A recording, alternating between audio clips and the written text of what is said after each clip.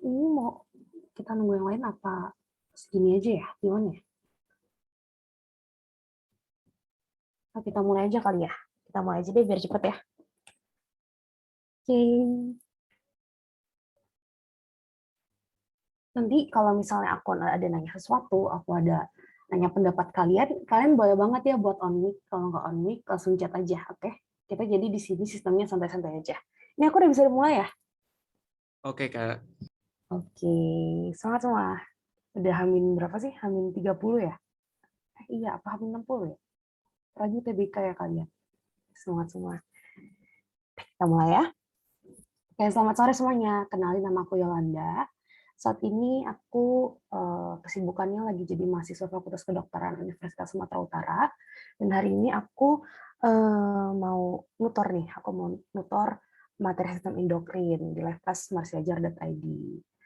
Nah, sebelumnya nih sistem endokrin ini adalah sistem yang sering banget keluar di UTBK. Jadi tolong diperhatikan ya. Nah, sebelum kita masuk ke sistem endokrin sendiri nih, kita tahu ada namanya sistem regulasi nih, sistem regulasi. Kalau bahasanya sistem regulasi, regulator berarti dia untuk apa? Untuk pengaturan. Ini kita pendahuluan dulu ya sebelum masuk ke hormon-hormon. Terus kita lihat kata sistem di sini. Kalau kita ingat, satuan terkecil di dalam biologi itu apa sih? Satuan fungsional terkecil dalam biologi apa? Sel kan? Sebenarnya kalau di kuliah nanti kalian bakal ketemu sama molekul yang merupakan penyusun sel. Cuma kalau di SMA kayak dari sel dulu deh. Sel, terus banyak sel yang memiliki morfologi yang sama, bentuk yang sama, akan membentuk satu jaringan. Terus jaringan yang sama, jaringan yang punya fungsi yang sama akan membentuk organ. Organ-organ yang sama punya fungsi yang sama akan membentuk sistem organ. Lalu yang terakhir, sistem organnya akan membentuk individu atau organisme. Akan membentuk orang lah dibilang gitu. Nah, sistem organ. Berarti ini ada kata sistem di sini, berarti regulasi itu organnya. Jadi sistem regulasi adalah sistem yang mengatur sebuah kegiatan di dalam tubuh. Di dalam tubuh itu ada kegiatan apa aja sih? Jadi cara singkatnya kegiatan di dalam tubuh itu ada namanya metabolisme. Ada juga pengaturan. Jadi itu ada suatu sistem namanya homeostasis. Homeostasis. Udah pernah dengar belum sih? Iya, homeostasis. Homeostasis itu adalah suatu keadaan di mana tubuh kita tuh stabil banget gitu loh. Jadi kan ada suatu keadaan ketika tuh kita, misalnya kalau sakit berarti homeostasis kita tuh nggak bagus. Kita lagi tidak homeostasis. Kalau kita ngerasa kena benda panas tuh berarti kita lagi nggak homeostasis karena tubuh kita tuh apa ya, kayak ngerasain sesuatu yang nggak bagus, sesuatu yang abnormal. Jadi tubuh kita yang stabil tuh harus punya namanya homeostasis. Jadi untuk mencapai suatu homeostasis itu, untuk mencapai titik nol, untuk mencapai suatu kestabilan, diperlukanlah namanya adanya sistem regulasi. Sistem regulasi itu nggak cuma endokrin doang, nggak cuma hormon-hormon doang nih. Ada juga sistem saraf. Tahu lah, sistem saraf kayak sebelumnya aku juga udah pernah bahas buat buat komunikasi. Sistem hormon, ini sistem endokrin dan sistem indera. Sistem indera, mata, telinga, panca indera lah. Terus di sini aku juga ada tulis kelenjar endokrin sama kelenjar eksokrin, ini cuma buat insight aja sih. Jadi endokrin itu apa sih? Jadi kelenjar endokrin di sini adalah kelenjar penghasil hormon. Ini aja sih kata apanya ya. Kata kuncinya di sini, dia adalah kelenjar penghasil hormon. Sedangkan kalau kelenjar eksokrin itu penghasil enzim. Jadi bisa bedain ya. Tapi ada ketika suatu kelenjar itu bisa jadi kelenjar endokrin sama kelenjar eksokrin.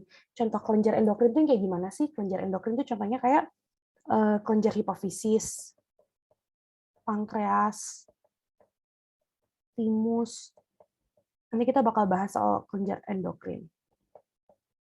Nah, kalau kelenjar eksokrin itu kayak gimana? Kelenjar eksokrin itu ketika kelenjarnya itu tuh menghasilkan enzim. Contohnya kayak kelenjar ludah kan menghasilkan enzim amilase, ptyalin.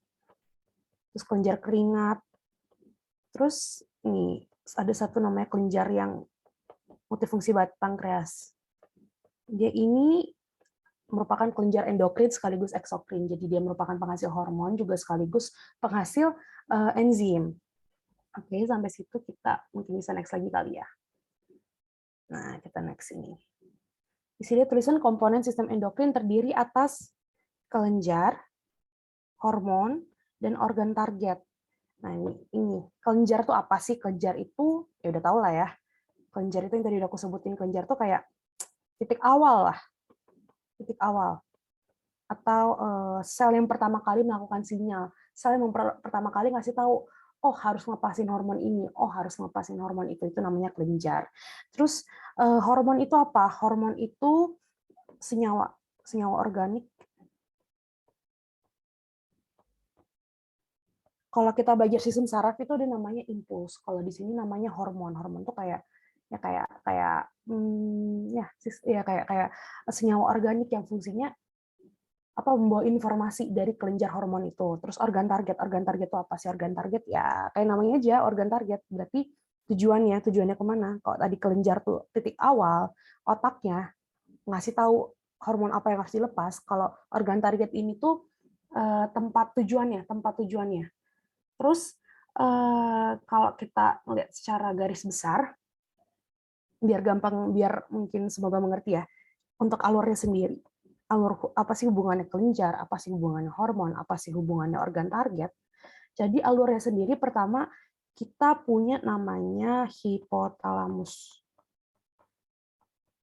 Nanti kita bakal bahas ini. Nah, hipotalamus itu apa sih? Hipotalamus itu kayak rajanya endokrin nih. Dia yang bakal nyuruh semua kelenjar endokrin, terutama hipofisis apa pituitari ini, buat sekresiin hormon. Nah, hormon-hormon itu, hipotalamus dia bakal bilang ke pesuruhnya, misalnya hipofisis ya. Bisa hipofisis. Nah, dari hipofisis itu dia bakal ngapain? Nah, hipofisis ini juga bakal punya bawahan lagi, dia bakal ke bawahannya. Bawahannya itu bisa kayak kelenjar lain pankreas atau adrenal. Nah, gitu sih kurang lebih kayak gitu. Jadi kayak hipotalamus rajanya, hipofisis, rilis dong hormon yang bisa nyuruh pankreas rilis insulin, ngerti gak? Jadi kayak hipotalamus nyuruh hipofisis buat bikin hormon, buat releasing hormon, tapi si hormon-hormon yang dirilis sama hipofisis itu adalah hormon yang nyuruh kelenjar kayak pankreas atau adrenal ini buat releasing hormon yang lain yang fungsinya untuk menjaga homeostasis. Semoga ngerti deh, kalau nggak ngerti nanti aku buka sesi tanya jawab ya. Nah, next kita masuk ke ini cuma tambahan aja sih. Jadi di sini kita masuk ke jenis-jenis screen. Jenis-jenis screen. Apa sih jenis screen? Aneh banget jenis screen-nya. Aku pun nggak tahu apa sebutannya. Signaling cell kan ya? Atau signaling kali ya. Nah, gini. Jadi yang kita tahu selama ini cuma ada endokrin, eksokrin, ternyata ada namanya autokrin, parakrin, dan terakhir endokrin dari kita yang udah sering kita dengar. Autokrin itu apa sih? Autokrin itu adalah misalnya ada sel. Sel ini akan menghasilkan hormon, menghasilkan sinyal, bisa hormon, bisa impuls. Sel menghasilkan sinyal ke dirinya sendiri. Aneh ya?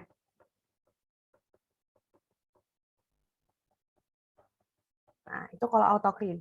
Terus kalau parakrin itu apa sih? Tadi kalau autokrin itu ke dirinya sendiri, ini sinyalnya tuh ke tetangganya, ke temannya, ke sebelahnya, sinyal ke tetangga. Ini lewat apa? Lewat apa ini? Ini namanya gap junction. Gap junction tuh kayak, ini bisa dibilang kayak pintu, kayak gerbang yang fungsinya tuh buat komunikasi. Atau bisa langsung kayak gini juga, lewat ada namanya, bisa lewat reseptor, ada protein transporter juga. Terus kalau endokrin ini, yang kita tahu lah, itu sinyal ke tempat jauh.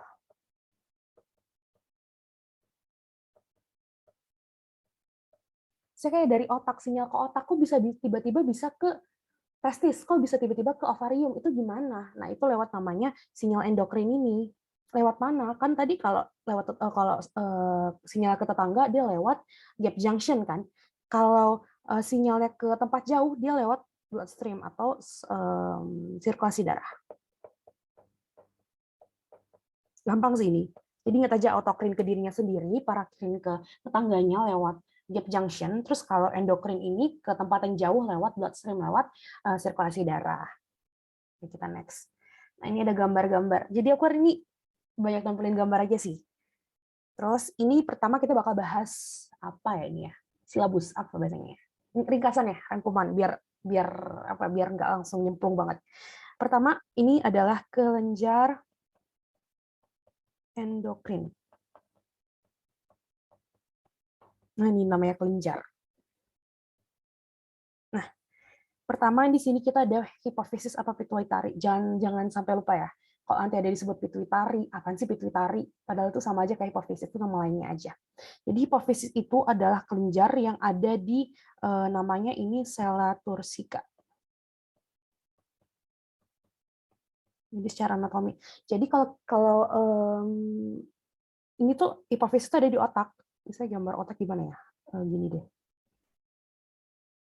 Misal otak, ini cerebellum, ini brainstem, ini diencephalon. Gimana sih gambarnya? Gini, ini otak ya. Ini otak, ini cerebrumnya, ini cerebellumnya, otak kecilnya, ini brainstemnya, ini ada pons di sini. Nah, terus sini ada diencephalon. Ini kan cerebrum.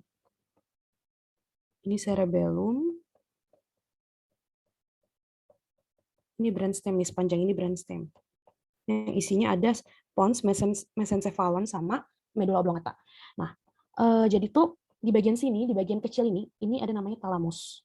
Nah, terus enggak, iya benar, daerah sini pokoknya daerah diencephalon ini itu ada nama bagian namanya talamus. Nah, terus di bagian sini tuh kayak ada kayak gendeng gitu kecil. Nah, kayak ini, si ini. Nah, ini tuh namanya hipofisis. Hipofisis apa pituitari. Jadi kita bisa tahu, kok bisa sih si hipotalamus ini langsung berhubungan sama si hipofisis. Misalkan hipotalamus tadi udah aku bilang, hipotalamus ini bakal komunikasi terus sama hipofisis. Ya karena emang mereka dekat. Jadi karena mereka dekat sama-sama ada di SSP, ada di sistem saraf pusat, ya udah yang ngasih tanya ke hipofisis aja. Nah, hipofisis ini punya dua punya dua lobus. Ini anterior yang besar. Kalau nggak salah anterior yang besar. Ini posterior. Ini jarang sih. Ini intermediate.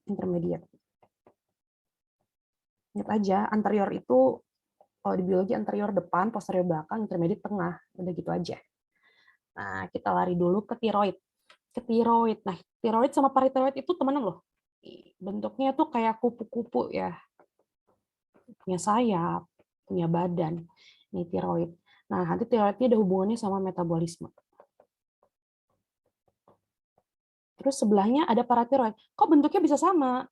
Iya, emang iya. Jadi paratiroid itu ada di belakangnya, ada di belakang. Ini paratiroid yang ini ya, bukan yang si kupu-kupunya. Nah, itu tuh ada di posteriornya tiroid. Posterior belakang ya.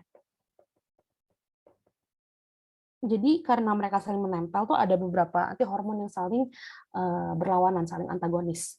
Terus kita masuk ke timus. Ini timus nih. Timus ini kalau kalian belajar sistem imun ini sering disebut nih. Timus itu adalah tempat pematangan sel T, limfosit T. Ingat kan kalau adaptive immunity itu ada dua, ada yang seluler sama humoral. Yang humoral berarti itu limfosit B yang menghasilkan antibodi karena ada interleukin DLL. Kalau limfosit T itu yang menghasilkan limfosit T itu masih T helper, T sitotoksin gitu-gitu. Terus ini pencernaan ini lebih ke eksokrin sih, jadi nggak usah kita bahas. Terus ini pankreas. Pankreas ini tuh kelenjar multifungsi tadi. Terus adrenal. Nah, ini adrenal ini punya nama lain suprarenalis. Nah, gimana sih cara ngingetnya? Jadi aku punya tips ini. Ini kan renal, ini ginjal atau ren. Nah, supra itu apa? Supra itu superior, berarti di atas kan ya. Udah inget aja ini. Di atasnya ginjal, suprarenalis, supraren, selesai gitu. Terus pineal, ada pineal ini sama-sama dekat otak juga. Itu kayak ada cekungan sedikit gitu. Ada ovarium sama testis. Ya, tau lah, ini organ gonad ya, organ reproduksi. Nah, itu overview aja sih.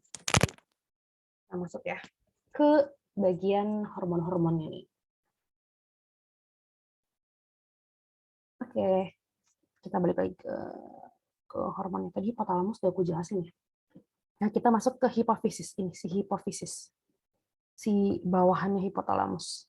Nih, kalau dilihat bener-bener kan hipotalamus tuh di sini, hipofisis di sini. Jadi hipotalamus itu juga kayak bakal punya banyak nuklei gitu, kayak punya banyak inti-inti, ada fungsinya masing-masing, dan salah satunya tuh untuk apa, signaling ke hipofisis. Jadi bener-bener sedekat itu. Kita bakal bahas tentang hipofisis. Nanti kalau emang aku kecepatan atau kurang jelas, bilang aja langsung ya, nggak masalah. Hipofisis. Ya, jadi hipofisis yang seperti udah aku bilang di awal, dia ada yang anterior, ada posterior, sama intermediate. Kita bahas dulu dari anterior, si paling besar. Hipofisis anterior. Hipofisis lobus anterior. Atau adenohipofisis. Nama lain aja sih. Dia itu dia bakal ngasih banyak hormon nih. Jadi sebenarnya itu hipofisis itu bagian yang paling banyak hormonnya, paling banyak ngasilin hormon. Yang pertama ada apa? Yang pertama ada namanya growth hormone. Udah kok dari gimana sebenarnya apa sih growth hormone? Dari namanya aja udah tahu lah ya, growth hormone. Berarti buat apa? Dia buat pertumbuhan. Pertumbuhan siapa? Pertumbuhan semua.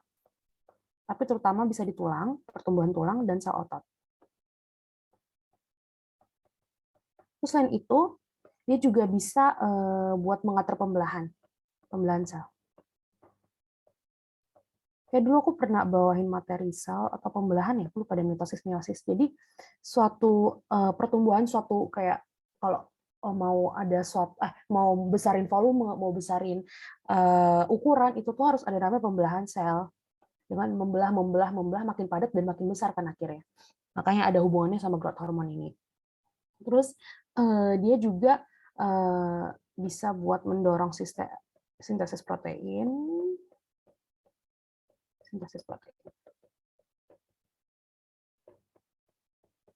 Oh iya, kan namanya growth hormone, dia tuh jadi nggak punya organ target. Tadi kan ingat kan, kalau di endokrin ini ada kelenjarnya, ada hormonnya, sama satu lagi ada organ targetnya, kelenjarnya hipofisis, hormonnya growth hormone, organ targetnya di sini dia nggak ada. Jadi organ targetnya ya unknown gitu aja. Siapa aja bisa dapat growth hormone ketika diperlukan. Kenapa sih kita perlu growth hormone? Karena kalau kita nggak punya growth hormone, kita nggak bakal bisa meninggi, kita nggak bakal bisa membesar. Jadi ya kecil-kecil aja, jadi bayi terus gitu loh. Jadi tulang kita nggak bertumbuh, otot-otot kita nggak berkembang gitu. Jadi ya kecil-kecil aja terus, makanya kita perlu growth hormone ini. Nah, growth hormone itu tapi kita nggak terus-terusan perlu growth hormone. Ada namanya hormon namanya GHIH sama GHRH. Seperti namanya aja, IR. Nah, I itu selalu inhibitor. Kalau R itu releasing. Soalnya hormon tuh kayak gitu teman-teman. Jadi ada yang plus, ada yang minus, ada yang stimulasi, ada yang dorong dia supaya terus makin bekerja, semakin positif. Ada juga yang nahan, stop, nggak perlu lagi nih, soalnya udah cukup. Soalnya kan pada akhirnya kita perlu apa tadi? Homeostasis. Jadi kayak saling mengimbangi aja. Nah gitu. Jadi ketika dia keadaannya dia perlu buat rilis growth hormone karena dia ternyata kekurangan, dia misalnya kayak malnutrisi segala macam, dia tuh akan hipotalamus bakal nyuruh hipofisis untuk rilis namanya GHRH gitu.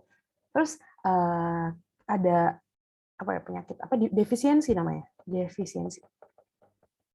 Jadi kalau ada defisiensi dari growth hormone ini akan menyebabkan ada namanya apa sih, penyakit kerdil atau dwarfisme.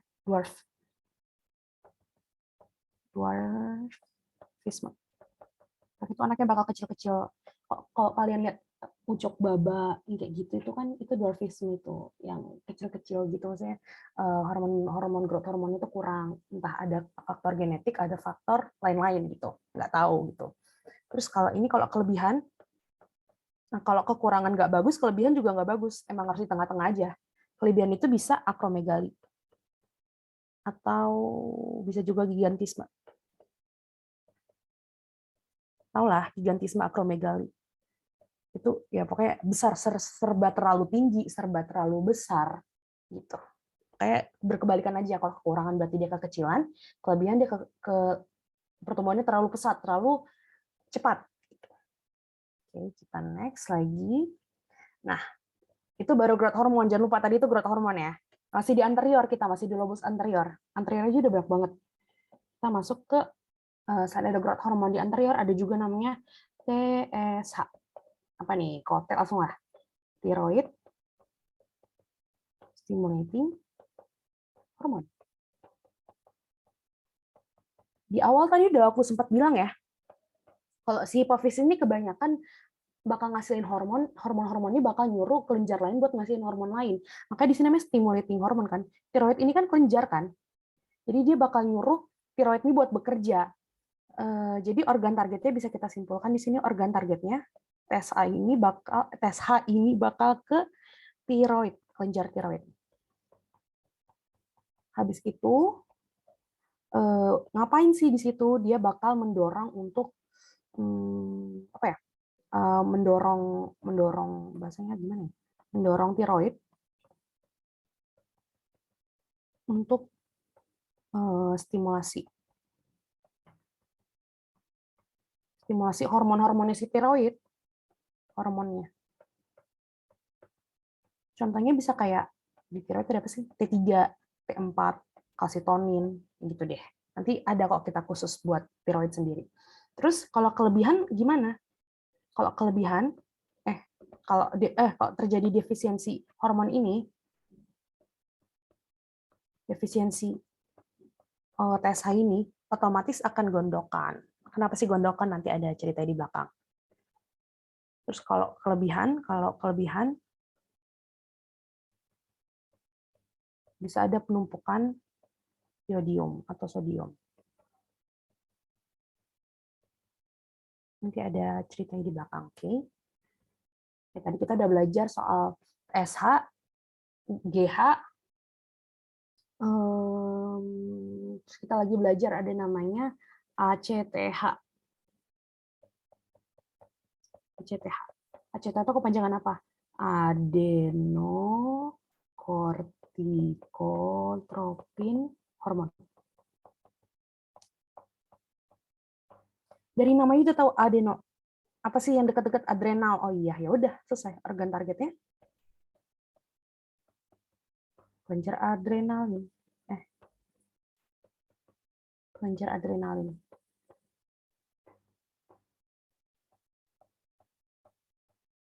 Ya udahlah, buat apa? Dia buat stimulasi si adrenal ini, stimulasi kelenjar adrenal untuk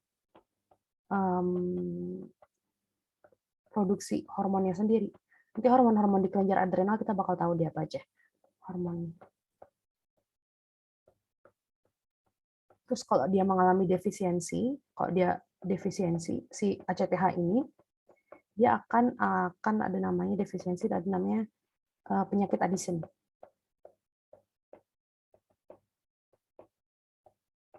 Ini hafalin aja ya nama-namanya.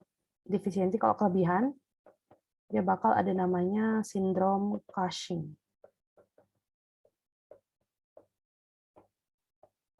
Nanti ada. Oke. Udah ACTH. Terus ada prolaktin. Banyak banget. Ini masih di anterior ya, ada prolaktin. Nah, prolaktin namanya laktin, laktosa, susu. Ya udah langsung aja, berarti dia yang organ targetnya ke kelenjar susu. Sebenarnya biologi kayak gitu. Jadi kayak ada satu kata ribet, cuma sebenarnya itu saling berhubungan gitu loh. Jadi enak-enak aja sih. Ya fungsinya buat apa? Dia bakal nyuruh kelenjar susunya nih, kelenjar mamainya ini produksi ASI, ya udah gitu aja sebenarnya. Produksi ASI. Ini nggak usah aku tulis sekali ya. Kalau defisiensinya prolaktin ya udah berarti nggak ngasilin ASI. Kalau kelebihan prolaktin berarti ASINya kebanyakan. Udah gitu doang. Terus ada lagi namanya yang terakhir tuh GnRH. Apa sih? Oh, GnRH. Gonadotropin hormon. Atau GTH. Ya namanya gonad. Udah langsung aja. Berarti organ targetnya kemana? Organ targetnya ke alat reproduksi dong. Ke gonad. Alat reproduksi bisa ke ovarium atau ke testis kalau cowok. Ya udah fungsinya buat apa? Fungsinya buat ngurusi organ gonad itu buat produksi hormon. Gitu aja. Hormon yang diproduksi apa? Ada namanya LH sama FSH. Nanti deh kita belajar di belakang ada LH sama FSH. Oke. Nah, tadi kita baru belajar yang anterior. Sekarang kita masuk ke yang kedua, intermediate. Masih panjang perjalanan kita. Sabar ya. Intermediate. Intermediate tuh letaknya di tengah. Kalau ini kan lobus tadi ya. Lobus. Ini tuh kolum atau infundibulum ya, infundibulum. Lehernya gitu, leher. Terus kayak intermediate tuh kayak pemisah antara posterior sama anterior, lobus posterior sama lobus anterior. Nah, intermediate itu dia bakal ngasilin ada satu hormon namanya MSH atau melanocyte. Gimana sih tulisannya? Melanocyte stimulating hormone. Lagi-lagi stimulating. Atau MSH. Nah, kalau melanocyte kemana? Nah, pasti dia ke kulit. Organ targetnya pasti ke kulit. Karena buat apa sih dia? Karena dia yang bakal stimulasi hormon-hormon pigmen di kulit. Hormon pigmen berarti hormon warna ya, melanin. Terus habis itu, habis intermediate ada posterior nih. Intermediate cuma satu doang ya. Kalau posterior ini ada dua. Ada namanya oksitosin, dan satu lagi ADH. Jadi oksitosin itu kemana? Dia itu bakal organ targetnya bakal ke endometrium atau dinding rahim. Karena buat apa? Karena dia bakal buat stimulasi si dinding rahim ini untuk kontraksi. Jadi kalau kalian ingat, kalau ibu melahirkan itu, kalau bayi itu kan tinggalnya tempat tidurnya, apa sih tempat tidur? Janin itu kan tempat dia selama 9 bulan tuh di rahim kan, di uterus kan. Nah, uterus tuh punya dinding-dinding yang dimana kalau emang dia nggak dibuahi, dindingnya ini bakal luruh, akhirnya menstruasi. Tapi kalau dia terus-terusan, kalau dia mengalami hamil, dindingnya ini bakal terus menebal. Nah, jadi kenapa bisa jadi dindingnya ini bakal yang ngedorong bayi ini supaya keluar dari vagina ibu. Jadi diperlukan namanya kontraksi dinding rahim supaya membantu kelahiran bayi. Dinding rahim pada kelahiran.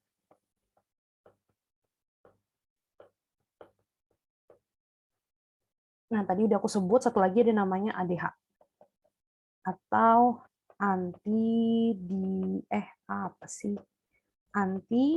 diuretik hormon. Uretik ada hubungannya sama urin nggak sih? Ya, jadi dia bakal ke organ targetnya adalah tubulus contortus, apa sih? Tubulus distal ya pokoknya. Contortus nggak sih? Distal. Tuh, nanti ada hubungannya sama absorpsi. Jadi dia bakal mengatur absorpsi air di tubuh. Nah, ini harus kalian tahu. Kalau ada defisiensi, kekurangan, defisiensi ini bisa menyebabkan adanya diabetes mellitus. Diabetes insipidus atau diabetes tipe 2. Loh, kok bisa diabetes insipidus? Padahal kalau kita tahu diabetes itu hubungannya sama orang yang obesitas, orang yang kebanyakan makan gula. Ya, jadi gini, diabetes itu ada 2 tipe, ada tipe 1 sama tipe 2. Tipe 1 itu si insipidus, tipe 2 si mellitus. Nah, mellitus ini yang berhubungan sama insulin. Yang ketika insulinnya itu nggak bisa lagi nih buat mengendalikan gula darah di dalam tubuh. Tapi kalau insipidus ini kasusnya beda. Di insipidus ini ada hubungannya sama penyerapan air, absorpsi air. Terus kalau dia mengalami apa sih kelebihan dia kan urinnya jadi sedikit. Jadi gini, aku pun awalnya rada susah memahami ADH ini loh, susah banget. Enggak deh. Jadi ADH tuh kalau kalian ingat di ginjal di ginjal itu kan fungsinya untuk absorpsi kan. Misalnya ginjal itu adalah organ terakhir sebelum kita pipis, sebelum masuk ke vesika urinaria, masuk ke kandung kemih, terus akhirnya ke ureter, terus akhirnya kita keluarkan lewat uretra, ya lewat uretra. Nah, jadi ginjal tuh bakal, misalnya ada air yang masuk, ada cairan yang masuk. Nah, tapi cairan itu kan isinya nggak cuma air yang kayak buat urin doang kan, makanya namanya urin primer, urin sekunder. Nah, jadi di ginjal tuh bakal diolah nih, mana sih dari cairan itu yang masih bisa kepake. Misalnya di situ ada glukosa. Nah, glukosa itu kan masih diperlukan sama tubuh kan, soalnya merupakan makronutrien utama di tubuh kita kan, makanya diserap lagi sama si, aku lupa deh, tubulus siapa gitu, pokoknya ada di bagian ginjal itu. Terus misalnya ada lagi, kita perlu air, kita kehausan, jadi kita perlu airnya itu nggak boleh banyak yang dibuang, jadinya ditarik nih, tapi yang narik air itu ada namanya hormon ADH, antidiuretik. Jadi karena airnya ketarik, berarti nggak ada yang dibuang dong. Ya udah, karena kelebihan ADH, jadi airnya ketarik semua ke dalam tubuh, nggak ada yang dibuang, ya udah urinnya jadi sedikit gitu. Terus kita mau lanjut lagi. Kok banyak banget? Oh, ya. Tadi kita udah bahas soal hipofisis yang banyak banget, yang ada anterior, posterior, sama intermediate. Nah, nanti ya dihafalin aja deh pokoknya tuh apa-apanya. Terus habis itu ini tadi kita udah bahas hipofisis, kita masuk ke kelenjar tiroid. Tiroid. Nah, ini tuh si kupu-kupu tadi loh, yang cantik banget bentuknya. Kupu-kupu. Kalau kita lihat strukturnya nih, kupu-kupu. Kupu-kupu nggak sih? Ada ismusnya kayak badannya, ini kayak sayapnya gitu. Nah, si kupu-kupu ini, si tiroid ini tuh dia bakal menghasilkan hormon. Hormon apa? Hormon namanya T3 sama T4. Dan T4. T4. Menghasilkan hormon T3, T4, dan kalsitonin. Nah, kita bahas dulu ke T3, T4. T3, T4 itu hormon yang dihasilkan tiroid. Jadi tiroid ini kan bakal fungsinya tuh ke pengendalian regulasi metabolisme.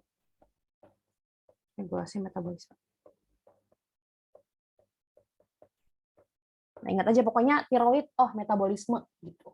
Jadi kayak kalau kalian pernah dengar kanker tiroid, itu tuh biasanya orang-orangnya nggak bisa keringetan. Jadi seberapa keras olahraganya juga nggak bakal keringetan. Kenapa? Karena metabolismenya rendah, dia nggak bisa bermetabolisme. Karena kelenjar tiroidnya mengalami gangguan kanker kan, nggak bisa apoptosis. Terus T3, T4 tuh T3 tuh apa namanya? Tiiodotiroksin, kalau T4 tuh tiroksin doang kalau nggak salah namanya. Nah, T3, T4 ini bakal saling berhubungan karena ketika T3 tambah iodium, hasilnya T4.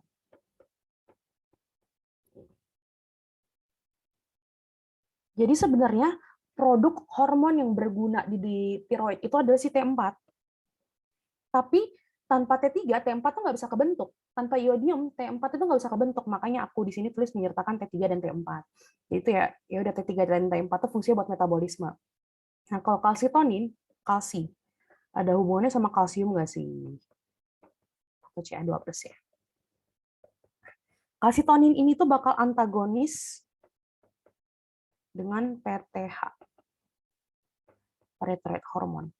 Kita bakal kita bakal tahu antagonisnya tuh gimana. Ingat aja tiroid itu menghasilkan T3 dan T4, which is dia itu hormon-hormon yang saling kerjasama nih, karena T3 plus iodium jadinya T4. Dan fungsinya buat apa sih T4 ini? Fungsinya untuk regulasi metabolisme. Terus kalau selanjutnya ada defisiensinya. Defisiensi. Kok defisiensi dari T3, T4 ini itu bisa menyebabkan apa? Jadi bisa menyebabkan gondokan. Jadi ingat nggak ada namanya TSH, thyroid stimulating hormone.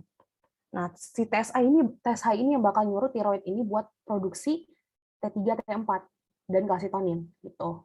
Jadi udah ngerti kali ya alurnya dari hipotalamus bilang hipofise buat ngasih apa sih hipotalamus nyuruh hipofisis untuk ngasilin hormonnya namanya TSH, si TSH atau TSH ya, TSH atau thyroid stimulating hormone. Nah, TSH ini bakal nyuruh kelenjar tiroid ini buat stimulasi hormon juga, hormon T3, T4 yang fungsinya untuk metabolisme. Jadi ketika dia mengalami defisiensi, dia bakal gondokan.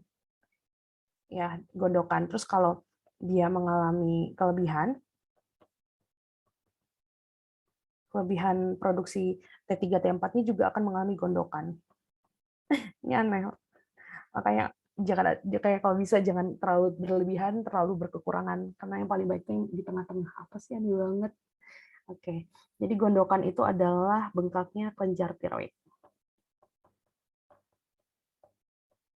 Kelenjar tiroid. Nah, kalau kita lihat di gambar sini, nih tiroid itu dekat laring, dekat trakea juga nih, ada trakea, ada laring. Ya udah, kalau kalian kan gondokan di daerah leher gitu kan, ya udah itu tiroid. Berarti kalau kalian gondokan, bisa dibilang kalau gondokan kurang iodium, kurang sodium, ya itu berarti kelenjar tiroid kalian lagi bengkak gara-gara T3 atau T4 kalian ini kelebihan atau kekurangan. Terus kita masuk ke paratiroid. Ini paratiroid, tapi kenapa gambarnya nggak berubah? Tetap aja gambarnya si kupu-kupu. Nah, ini si paratiroid yang ini ya. Nih, si bulat yang ada 4 biji. Dia tuh letaknya ada di posterior. Ingat posterior dari tiroid. Jadi kayak biji nempel aja sebenarnya, numpang doang gitu. Itu ngapain? Walaupun numpang doang gitu menghasilkan hormon juga loh. Dia menghasilkan PTH atau paratiroid hormon.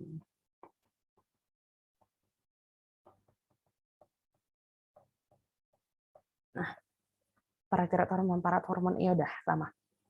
Jadi dia tuh yang tadi ku bilang, dia tuh bakal gini. Tadi kan ada namanya kalsitonin kan di tiroid, kalsitonin versus PTH. Jadi dia bakal antagonis, bakal saling melawan. Jadi kan tadi kan kalsitonin itu ada hubungannya sama Ca2+ kan, sama kalsium. Di Ca2+, Ca2+ itu ada di darah. Ya dong, kayak kalau kita minum susu, kalsiumnya kemana ya? Di darah. Karena darah kan merupakan tempat transport kan. Terus ada lagi Ca2+ di tulang. Buat apa Ca2+ di tulang? Ya buat osteofikasi. Ya kan, makanya kalau orang saya tulangnya kalau dulu kita kecil kan disuruh minum susu banyak kan supaya tulang kita tuh nggak cepat kropos, soalnya ya untuk apa ya, bikin matriks tulangnya. Ini yang bikin panah kayak gini deh. Jadi kalau ada namanya kalsitonin. Kalsitonin ini yang bakal berperan dalam menjadikan kalsium-kalsium di darah ini jadi ke kalsium ke tulang. Jadi kayak dipindahin gitu loh. Dipindahin karena mungkin di kalsium pas di darahnya itu kalsiumnya kelebihan dan itu nggak bagus kan tadi suatu yang kelebihan atau suatu yang berkekurangan itu nggak bagus kan, jadi harus dipindahin ke tulang. Tapi ketika di tulang ini kebanyakan kalsiumnya, itu yang berperan tuh PTH atau parathyroid hormone. Dengan cara apa? Cara kerja itu gimana? Dengan cara absorpsi kalsium dari usus, dari usus, dan juga mengatur ekskresi kalsium ginjal, ekskresi kalsium ginjal. Udah gini aja sih, nggak usah dipikirin bating ini. Ingat aja, kalsitonin sama PTH saling berlawanan, saling antagonis.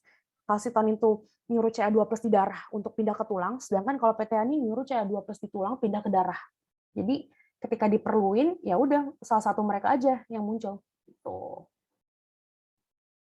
Terus kita next lagi ke timus. Ini udah mau selesai nih kita. Ke timus. Timus, ke timus. Jadi makanan ya. Nah, timus ini tuh ada di daerah dekat trakea. Ini trakea, ini tiroid. Nah, kelihatan kan? Ini kan pulmo kan? Ini pulmo. Ini kardiak, ini timus. Ini tiroid. Sama-sama bentuknya dua, kanan kiri ya. Ada lobus kanan dan lobus kiri. Berarti di leher, di trakea, dekat trakea. Dia tuh timus buat apa? Jadi itu dia merupakan kelenjar yang fungsinya untuk pertumbuhan, untuk menghasilkan hormon pertumbuhan, dan terutama untuk untuk sistem imun. Nah, kalau kalian lihat, iya benar, timus itu pertumbuhannya sistem imun. Kenapa? Karena dia punya hormon namanya, hormon apa namanya waktu itu? Sebentar. Hormon apa sih timus ini ya? Aku pun.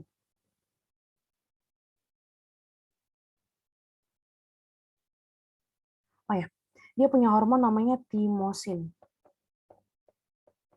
Jujur aku nggak pernah dengar timosin ini loh. Timosin itu buat apa? Dia itu adalah ternyata hormon buat merangsang kerja limfosit.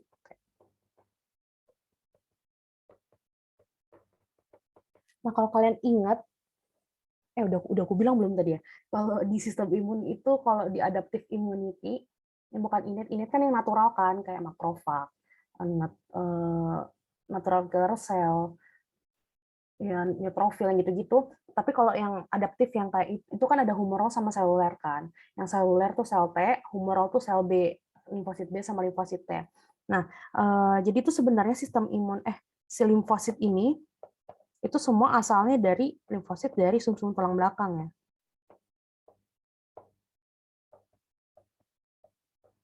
Nah, dari sumsum tulang belakang.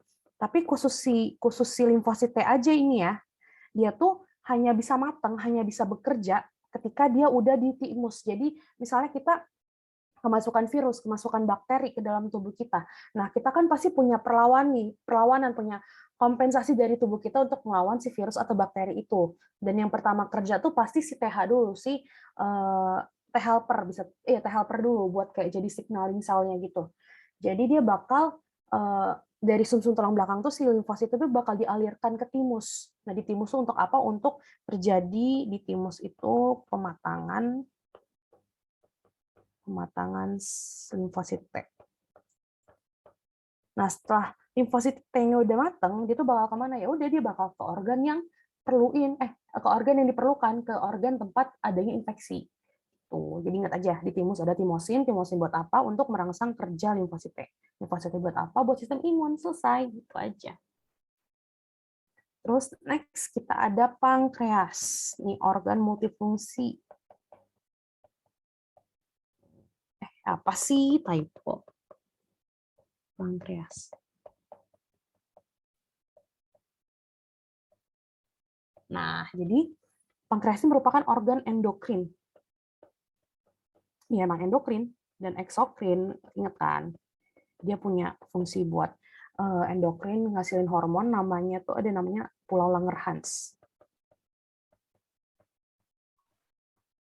Langerhans. Kalau eksokrin itu namanya sel asiner, ya. Nah, tapi kan kita lagi bahas endokrin nih, jadi kita fokus ke sini aja. Nah, si pulau Langerhans ini dia punya dua sel nih. Pulau Langerhans itu kayak jaringan sih, jadi kan jaringan terdiri dari sel. Ada pertama namanya sel alfa, satu lagi sel beta. Sel alfa itu yang gimana? Sel alfa itu yang bakal menghasilkan hormon. Hormon apa? Menghasilkan glukagon. Glukagon. Kalau beta ini bakal menghasilkan insulin. Ini adalah hormon yang paling terkenal, insulin. Nah, sama kayak si kalsitonin versus PTH tadi, ini juga versus-versusan alias antagonis nih. Ada glukagon, apa sih? Kalau gula di dalam tubuh itu kan ada dua jenis, nggak dua jenis sih, sebenarnya satu. Ada namanya glukosa. Glukosa disebut glukosa ketika gulanya tuh di darah, gula darah lah bahasanya. Satu lagi glikogen. Glikogen tuh kayak cadangan gula gitu. Itu gula di hati, bisa di hati, gula di hati, bisa juga gula di otot juga bisa glikogen. Kayak gula di dalam jaringan. Nah, jadi kita bikin panah kebalikan. Kalau yang nyuruh glukosa jadi glikogen itu namanya glukagon. Jadi kebalik ya, glukagon. Yang nyuruh glikogen jadi glukosa tuh insulin. Jadi glukagon apa? Glukagon yang dihasilkan sama sel alfa. Kalau insulin yang dihasilkan sama sel beta. Jadi tuh gini ceritanya. Jadi misalnya kita cerita soal glukagon. Glukagon tuh terjadi ketika adanya hipoglikemia, ketika gula darah kita tuh kurang. Sebenarnya kalau kita lihat tuh orang diabetes mellitus itu kan dibilang karena gula darah bukan diabetes. Orang hiperglikemia tuh kan gula darahnya tinggi kan di darah kan berarti gula darahnya tinggi dan itu nggak bagus. Tapi ada keadaan gula darah kita tuh di bawah normal. Kalau nggak salah normalnya 80 sampai 100 atau berapa ya? Pokoknya itu namanya hipoglikemia. Ada hiper, ada hipo. Hipo berkekurangan, hiper tuh kelebihan. Jadi ketika hipoglikemia, tubuh kita tuh akan melakukan kompensasi sekali lagi. Jadi dia tuh akan mengubah bentar. Glukosa jadi glikogen, astaga. Ya Allah. Glukosa jadi glikogen tuh insulin. Kebalik. Glikogen jadi glukosa tuh glukagon. Jadi ketika kita kekurangan gula darah dan kan kita perlu gula kan di dalam tubuh kan, perlu gula kan di darah supaya ya buat ya itu kan sumber makanan kita dari gula itu kan. Jadi ketika kekurangan kita bakal minta tolong ke si glukagon. Glukagon tolong dong ubah gula yang ada di hati, gula yang ada di otot jadi glukosa, which is gula di darah. Jadi otomatis gula darah kita balik lagi jadi normal, balik lagi ke angka yang normal. Terus kenapa bisa kalau insulin gimana? Kalau insulin tuh keadaan ketika terjadi hiperglikemia. Kalau tadi glukagon kan hipo ya. Itu kenapa bisa kenapa insulin ini bisa dipanggil? Karena glukosa darah kita ketinggian, kita baru makan nasi nih. Kalau nasi kan otomatis gula darah kita jadi tinggi dan itu nggak bagus. Jadi kan harus dan itu nggak bagus kan. Jadi gula tuh nggak boleh bertahan di darah aja, harus masuk ke jaringan supaya bisa dimetabolisme kan. Jadi kita perlu insulin nih buat masukin gula darahnya ini ke dalam jaringan, bisa ke hati atau ke otot. Jadi gitu. Jadi kayak insulin sama glukagon sekali lagi antagonis, saling berlawanan. Ingat aja sih gitu. Kalau insulin untuk berarti kan insulin fungsinya untuk menurunkan gula darah, guldar. Kalau glukagon ini untuk menaikkan gula darah. Menaikkan guldar. Tanpa gula darah kita bisa pingsan. Udah. Terus kita masuk ke kelenjar adrenal.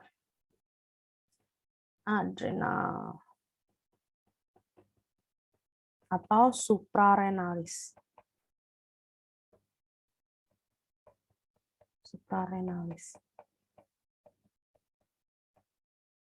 Ya, ini bentuknya kayak topi ya. Nggak kayak topi sih. Terus kanan kiri beda, nggak konsisten banget. Jadi di sini ada ginjal kan. Jadi bakal ada ginjal sini.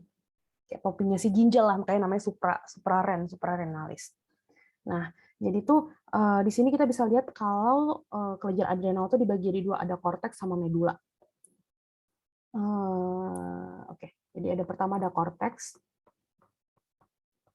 ada medula. Jadi ingat aja kalau korteks itu berarti yang di luar. Korteks otak itu kan pasti yang di luar, bagian luar. Medula yang di dalam. Ini medulanya. Jadi di korteks sama medula lagi-lagi tuh punya hormon yang beda-beda. Dia bakal ngasilin hormon yang beda-beda. Di korteks tuh dia bakal ngasilin pertama ada namanya glukokortikoid. atau hormon kortisol ya. Dia itu organ apa sih? Targetnya kemana? Organ targetnya dia bakal ke tubulus ginjal, ke sel tubuh juga bisa. Nah, dan dia tuh fungsinya lagi-lagi buat metabolisme. Oke, terus kalau dia mengalami defisiensi, dia akan ada namanya apa sih? Penyakit Addison. Kalau dia kelebihan, dia bakal ada namanya penyakit sindrom Cushing. Jadi kalau yang penasaran apa itu penyakit Addison, apa itu sindrom Cushing, boleh kali di Google kalau yang penasaran ya. Terus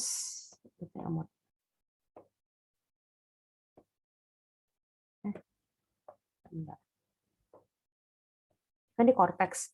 Kalau yang kedua tadi kan selain glukokortikoid ada juga namanya enzim mineral kortikoid atau aldosteron. Ini organ targetnya kemana? Organ targetnya ke ginjal lagi. Karena ya dia topinya ginjal, yang nggak jauh-jauh. Tadi kan kalau di glukokortikoid kan tadi metabolisme glukosa kan. Kalau ini metabolisme karena namanya mineral, ya udah metabolisme mineral.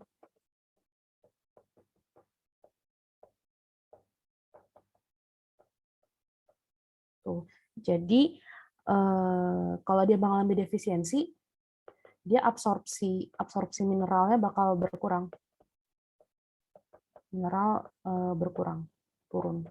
Kalau dia mengalami kelebihan, dia malah absorpsinya kelebihan. Akhirnya ya udah nggak kencing-kencing. Kan mineral tuh air kan kalau urin tuh yang keluar nggak cuma air doang, kan ada mineral juga. Itu kayak elektrolit gitulah. Terus habis itu kita ada medula. Tadi kan udah belajar korteks, sekarang kita masuk ke medula. Jadi gimana sih ini? Oh gitu. Dua medula.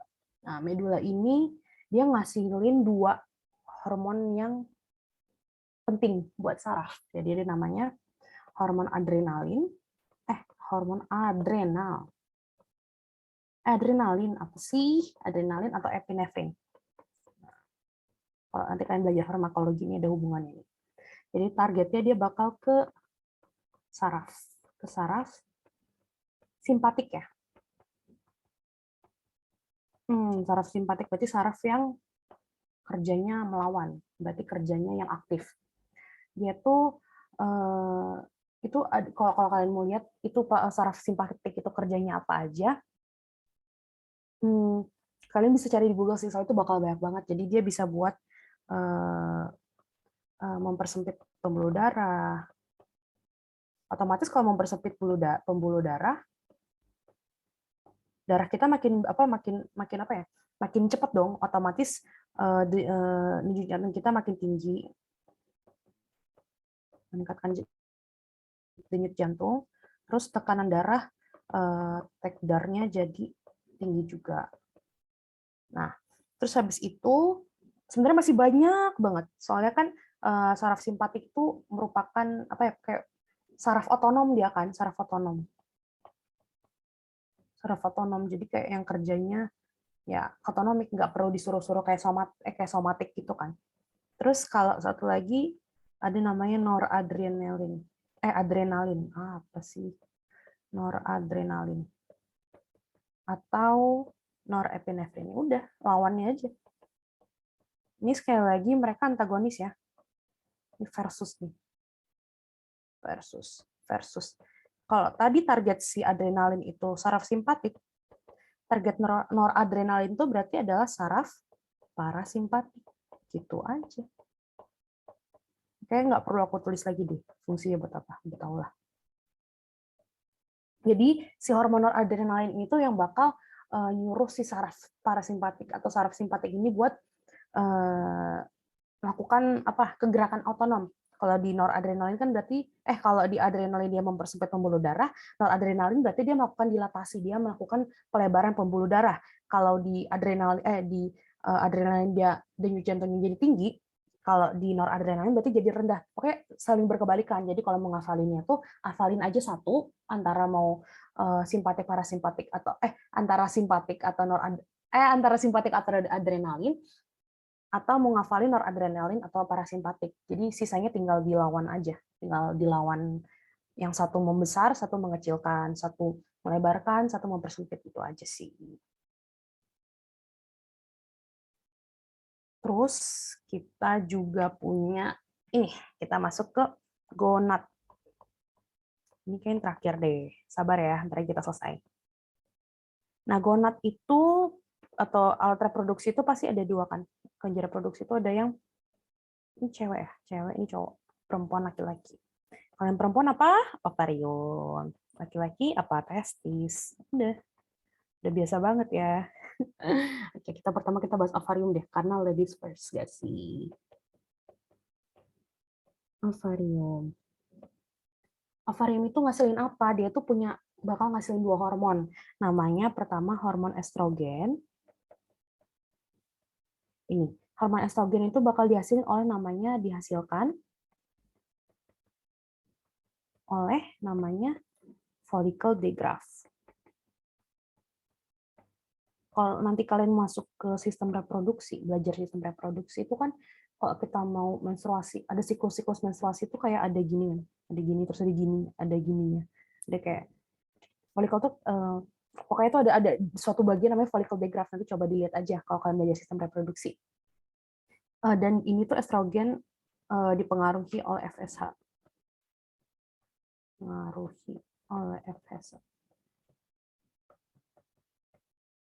Organ targetnya kemana? Organ targetnya ya udahlah, udah tahu lah, organ targetnya ke organ seks, ke vaginanya. Organ seksnya bisa, terus bisa ke pita suara. Oh, ada pita suara di sini. Bisa ke pinggul, ada payudara, ada uterus.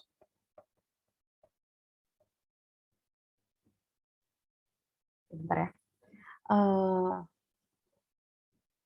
Terus habis itu, kenapa organ targetnya bisa pita suara, bisa pinggul, bisa payudara, bisa uterus? Kalau kita organ seks itu kan ya udah wajar, udah tahu lah. Tapi kenapa bisa ke pita suara, pinggul, payudara, dan uterus? Karena dia fungsinya untuk menimbulkan stimulasi ciri sekunder wanita. Jadi kan kalau ciri sekunder wanita apa? Payudaranya semakin membesar, kulitnya semakin halus, pinggulnya semakin membesar, terus uterusnya udah bisa bekerja sudah semakin matang, terus pita suaranya juga semakin tinggi ya kalau nggak tahu deh kalau pita suara. Nah, gitu deh pokoknya. Kayak untuk ciri sekunder. Terus selain estrogen, selain estrogen ada juga namanya progesteron. Selain ngasilin estrogen ada juga progesteron, yaitu dihasilkan oleh corpus luteum. Lagi-lagi nanti kalian lihat deh, oleh corpus luteum. Ini ke sistem reproduksi ini. Ada siklus menstruasi kalau nggak salah. Dan dipengaruhi oleh oleh LH, luteinizing hormon. Dipengaruhi apa sih? Pengaruhi LH. Nah, ingat, berarti kalau FSH ini bakal ke estrogen, LH ini bakal ke progesteron. Jadi organ targetnya uterus. Kalau bisa beda, ya fungsinya beda. Organ targetnya ke uterus. Jadi dia fungsinya buat apa? Untuk mempersiapkan kehamilan. Jadi ini ada hubungannya sama endometrium. Kalau diingat, kan kalau uterus kita, rahim kita tuh kayak dinding, namanya endometrium kan, kayak gini lah, kayak pinggir-pinggirnya gitu. Nah, nanti ketika kan setiap bulan kita mengalami siklus menstruasi, setiap bulan kita mengalami ovulasi. Kalau setiap bulan mengalami ovulasi beranak mulu dong. Jadi kalau misalnya dibuahi, si ovarium kita ketemu sama sperma di tuba Fallopi, dia tuh bakal si endometrium itu makin menebal dan akhirnya bakal hamil kan. Tapi kalau misalnya nggak dibuahi nih si ovarium kita udah matang tapi nggak dibuahi sama si sperma, endometrium kita menebal tapi lama-lama luruh. Akhirnya kita menstruasi, makanya dibilang darah kan gitu. Jadi ya progesteron ini juga bekerja dalam hal mempersiapkan kehamilan untuk ya berhubungan sama endometrium. Terus tadi kita udah bahas ovarium, kita saatnya bahas soal testis. Apa sih? Ya Allah, maaf. Testis. Nah, testis ini lagi-lagi dia punya namanya hormon estrogen. Nah, tadi kalau yang di cewek, di ovarium tuh dihasilkan oleh follicle degraph. Kalau ini si testis ini estrogennya dihasilkan oleh sel Sertoli.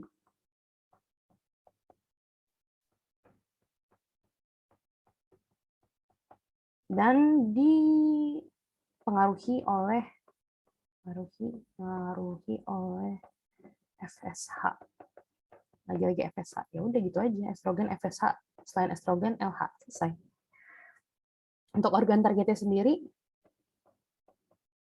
testis. Dan dia tuh ngapain? Dia tuh untuk mengatur produksi sperma.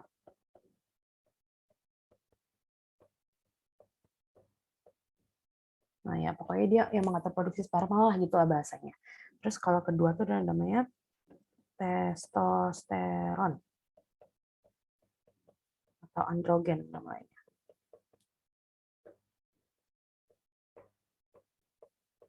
Ini tuh dihasilkan oleh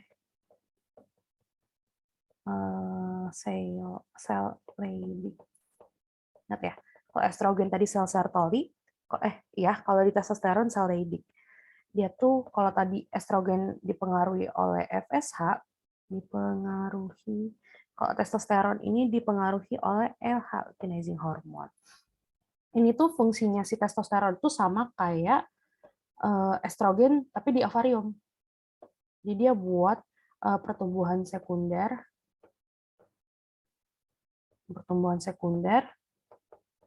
pada laki-laki. Jadi bisa kita simpulkan kalau di sini organ targetnya bisa pita suara atau bahu juga kan, atau otot atau dada juga bisa. Ya udah mikir aja. Udah kok sekunder berarti pita suaranya makin memberat kalau laki-laki kan. Kalau bahu di laki-laki sekunder berarti dia bahunya semakin melebar, ototnya semakin besar ya. Terus dadanya juga semakin membusung gitu sih. Nah, karena tadi aku udah bilang kalau bagian ovarium testis ini, bagian gonad ini yang terakhir, jadi selesai. Kita udah bahas semua hormon yang ada pada kelenjar endokrin. Jadi sebelum aku nutup live class hari ini, mungkin ada dari teman-teman ada yang mau ditanya?